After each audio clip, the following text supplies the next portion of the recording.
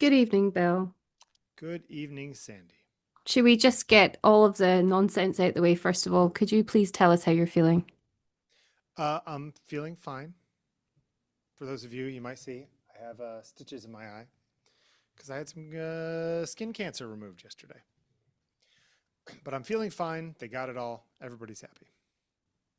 If I had a little sound effect of a cheering crowd, that's what I'd put on right Yeah. now. Okay. Um, but yeah, so I'm a little black and blue, but I'm all right. Okay. Let's talk about trash. What are we talking about? Well, we're talking trash, aren't we? One woman's trash is another woman's treasure. Exactly. Trash, I think, probably has a different inference for you in the States than it does for me here.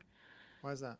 Just because I think trash, there's a kind of connection to um like you call garbage trash, don't you?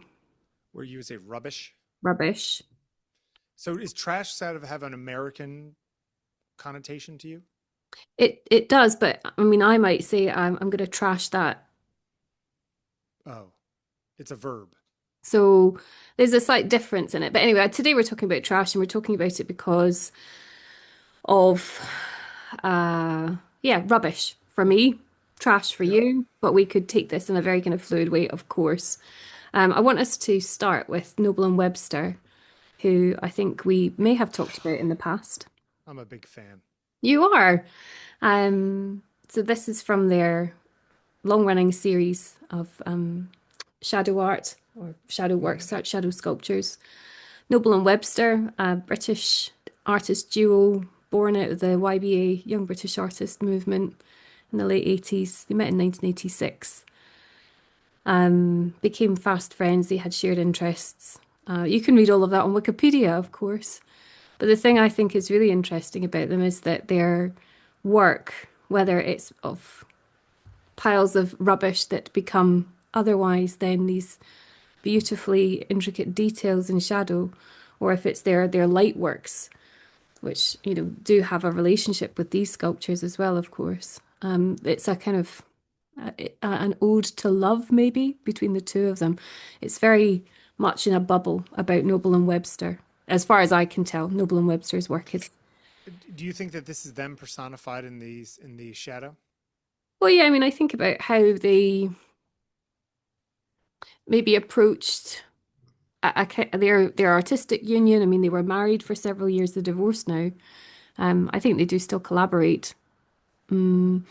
But they had this 20-year span where they worked with each other about each other.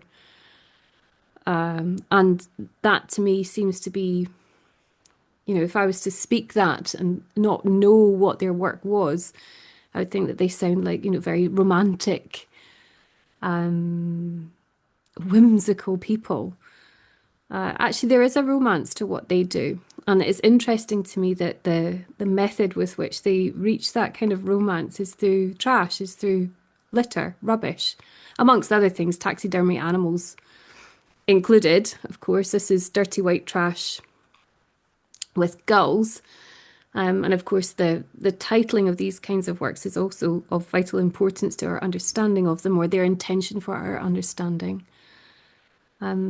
Do I you know if don't. these are created and glued together and such, so that's one big piece, or is it literally a on-site rebuilt thing? I think it's on-site rebuilt. The reason why I say that is because I know the dimensions change of it. Oh, interesting. Uh, Because I keep thinking about how I would do it, and of course I would create the silhouette first and then just sort of backfill the rest of the stuff so it looks like a pile. You see what I'm saying? yeah. Like I would start with the impression on the other wall and then kind of fill in so that it doesn't mess up the shadow, but just fills in the trash or the rubbish, as you would say. This is intended to be a collection of 6 months worth of their trash, artists' trash. So when you look at, oil on canvas, this is 6 months worth of artists' trash. It's pretty good. That's the medium. Medium. Yeah. So when we look at it, I wonder if we do see trash. Hmm, that is a good question. Have they transformed trash into something bigger now. But also because of that play on words, I wonder if they always intended us to kind of remain with the trash regardless. This is a curious thing for me because I, on the surface, really like Noble and Webster's work. Hmm. But actually, it's some of the only work I know where the longer I spend with it, the more dissatisfied I become with it. Okay, why is that? Not because it's not clever, it's clever, but I'm wondering what they're reaching for, and maybe it's just my ignorance and I can't understand it because I'm too stupid. But there does seem to be a like I think it ought to be really meaningful. And then when I try and go for the meaning, I don't find it because to me it seems to be incredibly self-satisfied in that I think that that is true. I don't mind that fact, but go ahead. no, it's just that sometimes, you look at something and you can see that the artist is really reaching with you into something beyond them almost. Okay. Whereas with this seems not introspective in that poetic way that we might find rather beautiful, but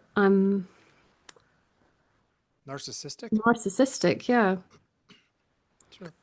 I don't know if also that's a part of the intention of it.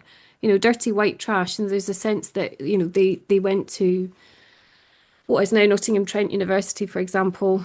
They Yep. were young and punky and they had these kind of grubby squat like lives maybe. Yep.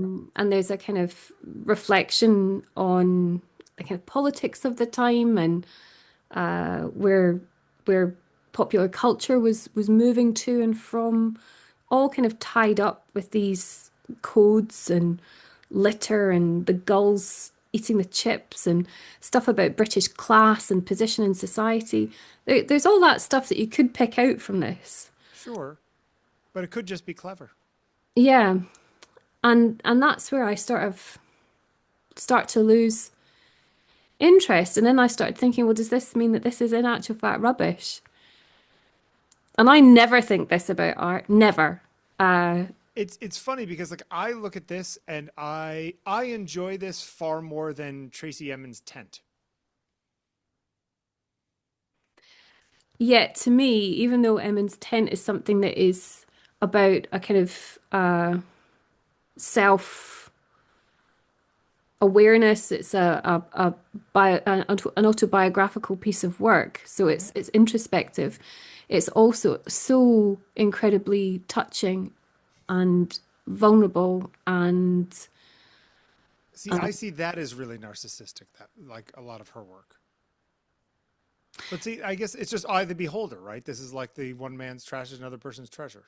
sure. And And what about the people who didn't like this and wrote really bad reviews and trashed it? Yeah, I mean, I don't know. I'm stumped because, as I said, I actually don't normally not like art,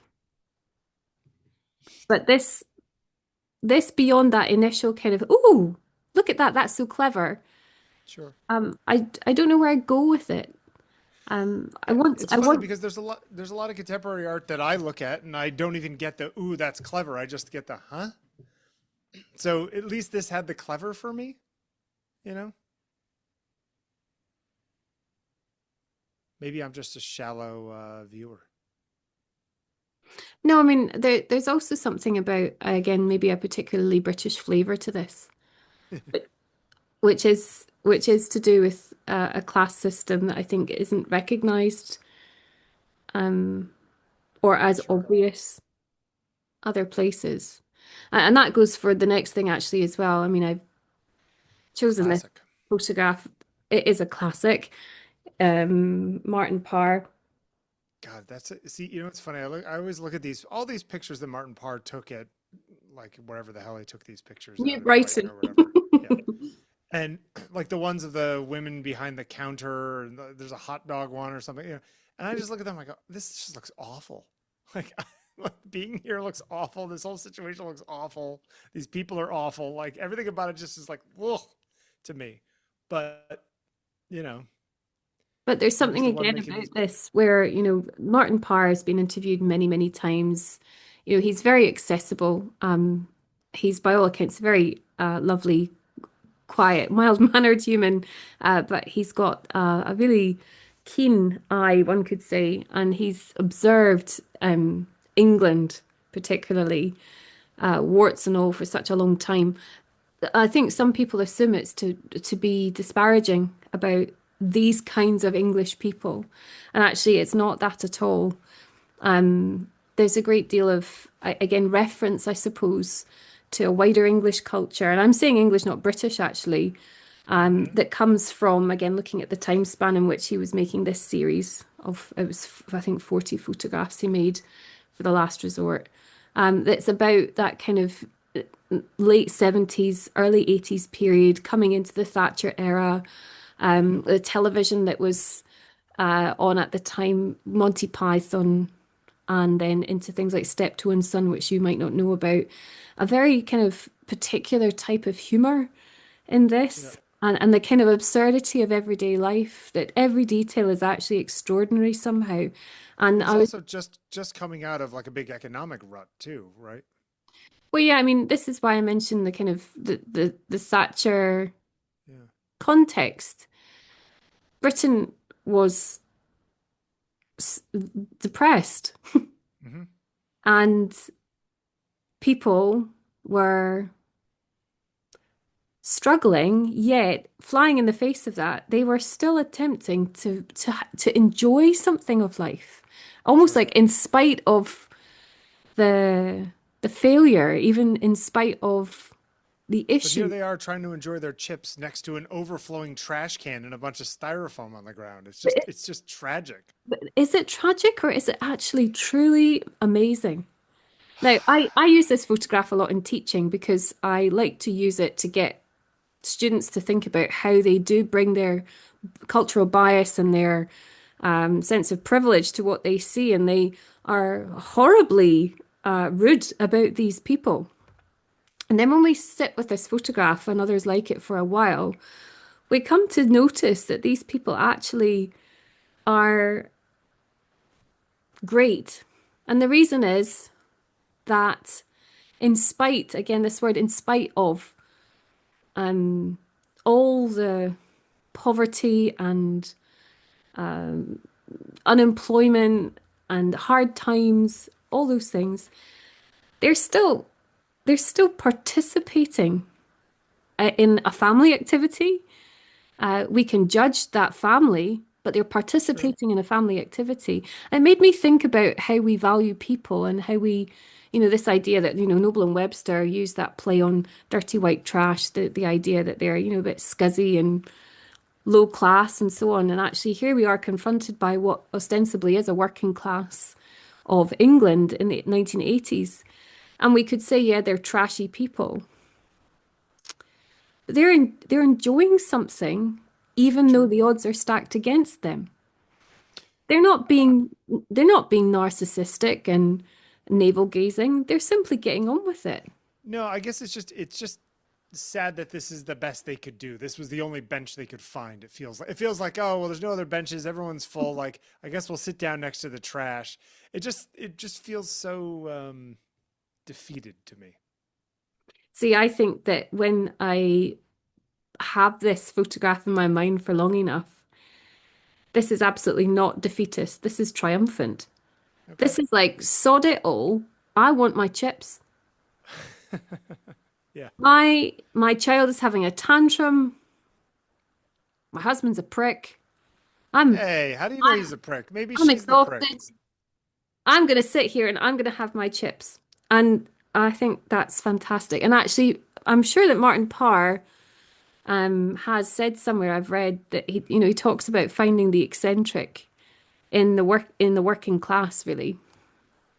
And where before we might have assumed they're just almost like bad because these people might be poor or But he doesn't explain his positions or his photographs, right? I mean, he's very sort of just you see what you want to see in it kind of person, right? oh no, he has talked a lot about Okay. these kinds of works. And also, even if he himself hasn't explained them away, he's had conversations with art historians and critics where he has engaged in this idea of the kind of the comedic value Yeah. of eccentric Britain and the idea that this is not about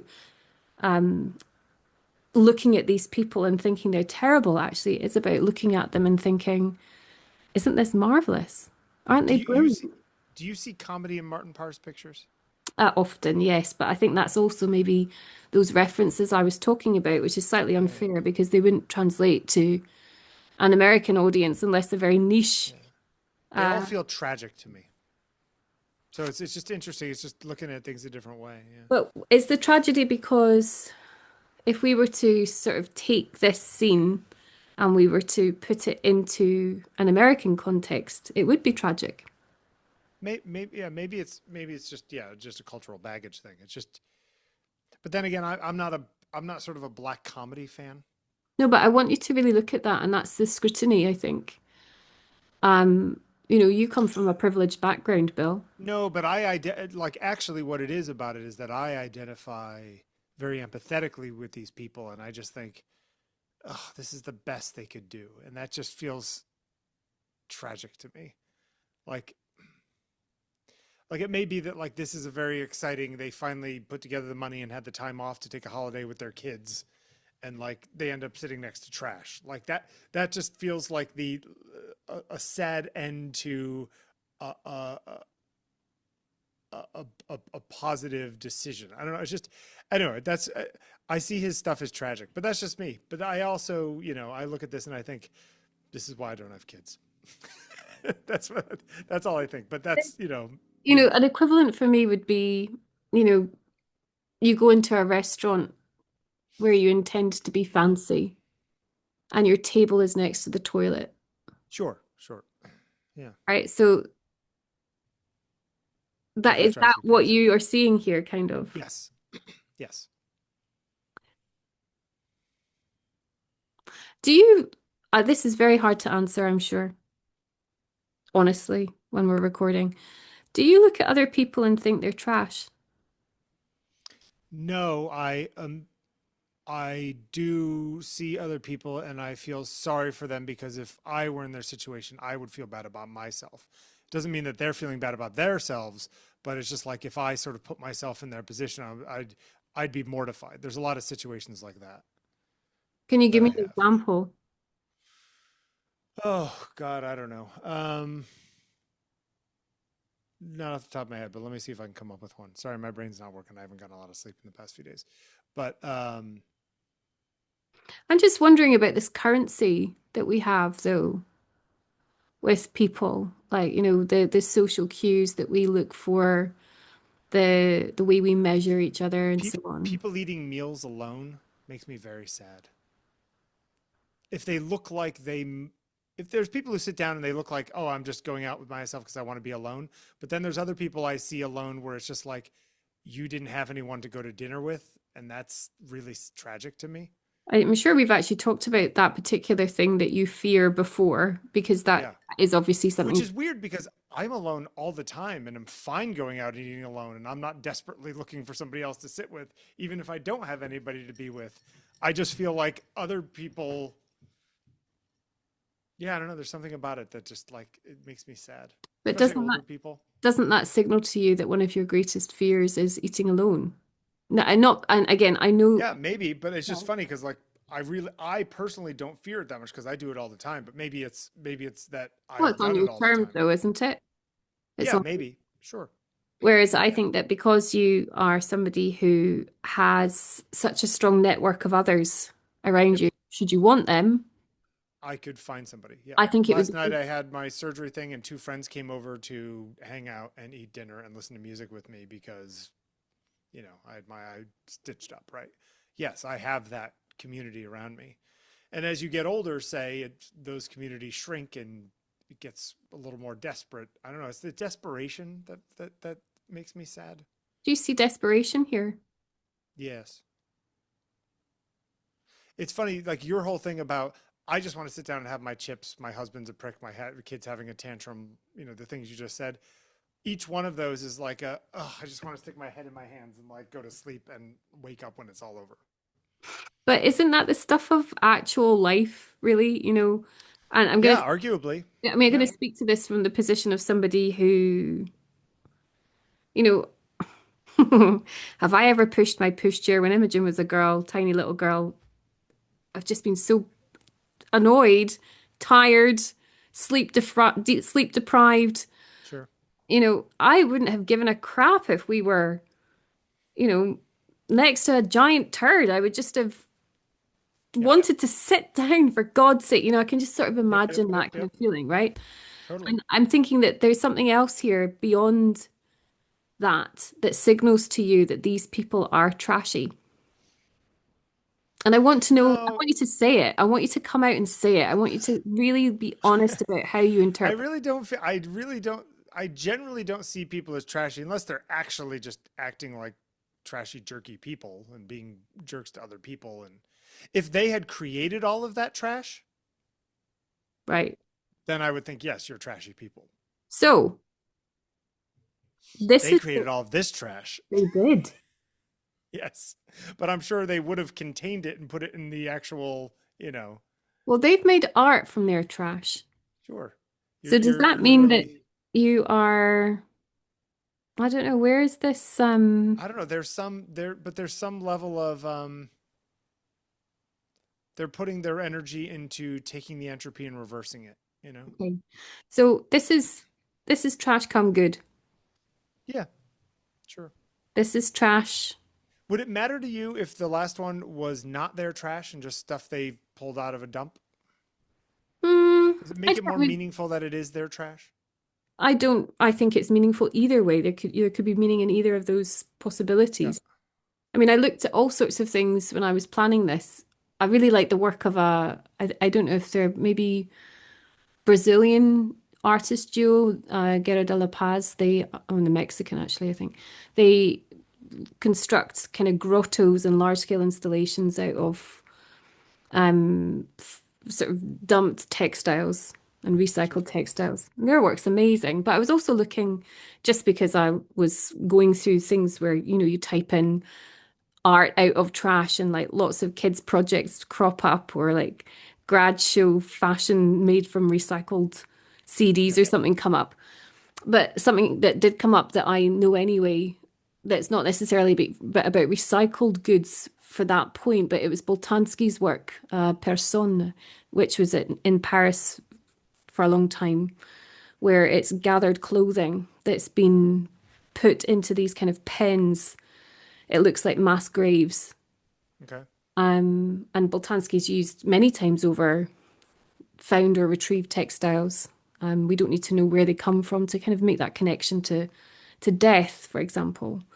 And I mean, I know it's a bit of a stretch on a Thursday evening, but trash has death about it, doesn't it? Well, sure. It's the end of a life cycle, right? That's And what's interesting about repurposing it. sure, but does that mean it carries the energy of that death with it, even when it is repurposed? Sometimes, but then, as you said earlier, I don't know if it was before we started recording it, you have the Rauschenberg stuff where he's just picking crap off the street and turning it into, putting it in pieces on the wall. That the fact that it is disposed of is what makes it interesting. Yeah. I mean, there might be solace in trash. There's stories in trash. Yeah, there's identity in trash. I was Think thinking, things are more storied if they have been used versus being new. It's the wallet that's worn down. It's the Millennium Falcon being beat up. Like there's a certain, I mean, we could I don't look know, at how nobility. we accumulate, don't we? Sure, And very often we find it quite difficult to let go of the things we accumulate. sure. And when we do and we have that release, something passes over, passes on. Quite, how we could make a connection, a meaningful connection with that notion here with this photograph or photographs like it. I don't know, I'm not articulate enough, but I can see that there is something, it's kind of shimmering and starting to emerge in my mind about this. That I think that when we look at trash and we consider trash as an artist medium, for example, we're looking again at this currency of something very powerful. I mean, we have a really strong reaction to trash. We have a strong reaction to the word, regardless of our kind of cultural perspective on it. Well, there's We, a sense that it already has been disposed of, so therefore it is valueless, you know. yeah, there's also a kind of violence in it, though. Hmm. I don't know if is there anything passive about trash? Actually, it's interesting because the last thing I've got is this, and I could have picked many examples from Coupland's work where, as a Canadian artist, he's very interested in particularly plastic pollution in the oceans. The first time I came across him was when I was visiting mum in Vancouver, and I was in Vancouver Aquarium actually, and in the basement there was this huge installation exhibition called Vortex, which was Douglas Coupland, I think, with Ocean Wise, which a charity, and he had trawled the bays around the city and had brought in heaps of plastic that he had then built into this kind of seascape in the basement. But he does this a lot in different places. And even if the work is quite small scale, like this, for example, this is Tokyo Harbour, 106 plastic bottles. I think, we could assume that, these plastic bottles were pulled from Tokyo Harbour. Right. We're seeing somebody who's kind of cataloguing human, Detritus. it's almost like our decrepitude. He's Hmm. bringing stuff together in a way that is visually arresting or disarming because we're taken up by its rhythm. Like with this, like I'm looking at the visual rhythm of it, and if I was standing in front of it actually, I would be looking at the colors. I'd be scrutinizing the kanji characters. There would be other things that are kind of diverting about it, but ultimately, I would be kind of the meta consciousness of trash is bad, yet I can't escape it. Well, I think it's an inevitable part of modern life, right? Do you, in your apartment, Bill, do you have like a chute where you put the trash down or do you No, I take have to. it We have to down? bring the trash down to the 4 flights in bags down the Yeah, stairs. so I know it's the two of you in the apartment, so how like do you register how much trash you generate? Yeah, I well, you know what I notice more than the trash is, I drink Coca-Cola cans and Heather drinks a lot of seltzer cans. Like our recycling bag is the thing that I noticed most. Is less just like the, food waste and stuff, and more notice just the amount of packaging you end up throwing out. That's the part that gets me. Hmm. And paper, cardboard boxes, like all this kind of stuff, and how quickly it builds up. You order 3 things online, and all of a sudden you got this pile of cardboard you got to deal with. Um, I mean, one of the most fascinating places that I think you can go to is the dump. sure. I don't know what you call it. We call it a tip or a dump here, where it's like the Yeah. municipal I mean, waste. yes. I mean, when I was a kid, we used to call it the dump. But in the city, we don't have, what I mean, we don't have the access to that. There's also a place that you would love called Dead Horse Bay or something like that. There's a place down kind of by Coney Island, east of Coney Island by the Rockaways, and it's like a cove coming in from the ocean, and for whatever, because of the currents, stuff just washes up there, Mm. including like glass bottles that are 200 years old just because of the way the currents, roll. Mm. And it's a place that people just go look and sort through junk that's come up on the rocky beach.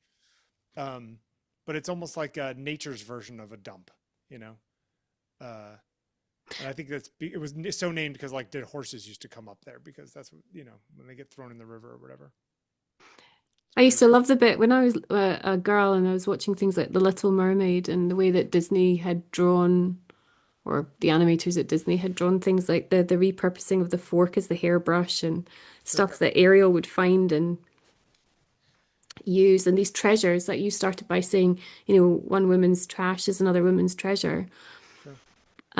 It is true that, we do get rid of stuff that other people genuinely would or could use. I put out a pile of stuff in a box that said free on it like 3 hours ago, and all but one item is gone already. Mm. I mean, Do you think about how much stuff you throw out? Like next week is Thanksgiving here in New York, in yeah, America. We're going to have, I don't know, 12 or 14 people over for dinner. So you can imagine the amount of packaging and amount of food waste and amount of whatever it is. So by the end of the day, we usually carry down like two big giant bags of just trash. And mhm, it's like, okay, I carry it downstairs. I put it in this bin. I lock it up. And as far as I'm concerned, it doesn't exist anymore. sure. Of course it does. It just ends up on Staten Island or, in the middle of New Jersey or something somewhere. It's weird how we like psychologically let go of things, and it's almost like these things don't exist anymore, but of course they do, you know. I mean, I think, we've not really talked that much about the stuff to do with the urgency of, the crisis, the urgent crisis of our planet's plight, Yep. which of course we could. We've come at this from a really artsy angle, of course. But I do think You about can't my, solve all the world's problems, I Sandi. no, but I really do think about it. Like you, I live in an Sure. apartment. We have to carry our trash downstairs and put it into the communal bin at the back. Yep. And there's a kind of self-consciousness to it that's truly awful and humbling, but it doesn't stop me generating that waste. And Well, what alternative do you have? well, I mean, we do have alternatives. It's sheer laziness that we don't take these alternatives. And I think people like Coupland want to point out to us that actually, it's utterly ridiculous that what we discard is discarded often, but Sure. also that, as you described, we so blithely get rid of our waste and never think of it again. We have no consequence. But half the bottles on this shelf are look like laundry detergent. It's like, well, what's better? Okay, well, you could get the little pods, but the pods have to come in a box, and that box needs to go away. And like, well, if they're in a paper box, a lot of it gets destroyed because if water gets in there, so we use the plastic to keep you can trade off, and things are better or things are worse. But like, what are you gonna do? Not wash your clothes? Wash them in borax? All right, where are you gonna get the borax? Well, the borax has to get mine too. Like, it's the modern world. I mean, yes, you can reduce. I mean, we live in 650 square feet. We don't own a car. We take public transit. You know what I mean? Like we do so many things that are advantageous to lowering our carbon footprint. But then you also just got to live your life to some extent in the way that the society has decided to structure it, because you can't control the structure of society individually. It's just I don't know. I find it really all of it really interesting. Find it interesting, but I also think that's us speaking in a really irritatingly privileged way about something that we Totally. should pay more attention to. And through all of this work, whether it's trash as currency and it's interchangeable with what we think about people, or if it's because we understand there's an urgent climate crisis, or it's because we realize that we're narcissistic and that actually we need to be a bit more wider in our view of things, all of it actually is the same conversation, which is essentially and rather depressingly that humans are trash, that we are locusts. Sure. Well, And that's even when it's not about our physical waste, our psyche, our mind is so encumbered with trash. Our emotional state is so knotted up with the rubbish and detritus of, you know, all your past experiences and all of negative these things, and yeah, experiences. sure. My dad often says to me that he sleeps well at night because he pushes a button to dusty bin, and he's always said this. And really, what he means is that I don't know if he is really a Zen master. I doubt it, but He lets go before he goes to bed. dying to the day, dying to the moment. How many people just simply don't even know to do that? Yeah. Or are unable to do it, or think they're unable to do it. We're Or, but clogged does with that waste. also throw out your motivation for being better the next day? You know what I mean? Like there's all kinds of questions in there. Absolutely not, because I think that when we seek to have any motivation anyway, we haven't let go. So that's the kind of issue anyway with resistance to. the resistance to the acknowledgement that we must essentially unclog. Like I know that I want to get rid of things, but I know that in the wanting to get rid of things, there's a whole agenda behind that that is itself so full of waste. Sure. Um, and in that sense, being human, it's very difficult. But That's what I'm saying. I mean, and I also feel like in a lot of the things you're talking about, yes, you can spend your life trying to figure them out, but I think you're pushing against the tide, and in the end, the amount of effort for the amount of movement is not worth the effort. I don't Sadly. I don't think I can agree with that. Well, that's fine. That's why we're different people. I do think just before we finish, Sure. I'm not sure how this is what I've got to, but I'm still thinking that, if I manage to die to everything that's come before, Right. that small movement that I could make impacts the whole of humanity. So where we use excuses like, we're swimming against the tide or one man can't do it alone and so on. One man doing something is better than none. Sure. But And I also I see think that's the way we people's need to see, in the context of our last piece of work, particularly, how we can sure. support each other through making our planet safer.